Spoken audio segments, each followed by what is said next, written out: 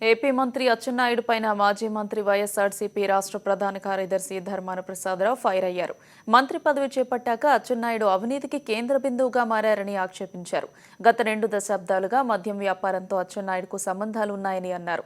జిల్లాలో ఎక్సైజ్ అధికారుల బదిలీలలో లక్షల రూపాయలు అచ్చెన్నాయుడికి ముడుపులందాయన్నారు. 230 మద్యం షాపుల నుంచి ప్రతి నెల 50 లక్షల రూపాయలు అచ్చెన్నాయుడుకు ముడుతున్నాయని చెప్పారు. అచ్చెన్నాయుడు పైన డీజీపీ స్థాయి అధికారితో విచారణ జరిపించాలని డిమాండ్ చేశారు. ఆధారాలు లేకుండా ప్రతిపక్షాలపై ఆరోపణలు చేయొద్దని టీడీపీ నేత సోమిరెడ్డి చంద్రమోహన్ రెడ్డికి హెచ్చరించారు. గడిచిన 2 దశాబ్దాలుగా ఈ వ్యాపారంలో ఉన్నారు. ఆయన నా గురించి మాట్లాడింది. ఆయన వదలపుత్రుల్లో నా అవినీతి ధర్మాన ప్రసాదరావు అనుకున్నటువంటి వాళ్ళు అవినీతి పనులను అంటాడా?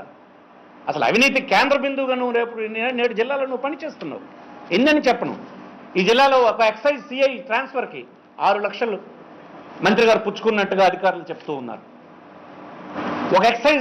ఒక ఎక్సైజ్ సిఐకి చెప్పిన రేట్లు పెట్టారు. కానిస్టేబుల్ ధర ట్రాన్స్ఫర్కి 1 లక్ష రూపాయలు పుచ్చుకున్నారు. నువ్వా మాట్లాడేది నాతో? బ్రాందీ షాపులకి 57,500 రూపాయలు ప్రతి బ్రాందీ షాపు నెలకి ఇవ్వాలని చెప్పి మంత్రి గారు ఇమ్మన్నారని చెప్పి మీ ఏజెంట్లు మీ బ్రోకర్లు వెళ్ళి బ్రాందీ షాపుల దగ్గర కలెక్ట్ చేస్తున్నారు. నువ్వా నన్ను విమర్శించది చేయిప్పడానికి నీకు నన్ను చూపించడానికి నీకు ఎంత ధైర్యం ఉండాలి? నా ప్రజా జీవితాన్ని నన్ను ప్రశ్నించగలవు. ఏ బ్రాందీ 230 బ్రాందీ షాపులు ఉన్నాయి. ఏ బ్రాందీ షాప్ని అడగండి.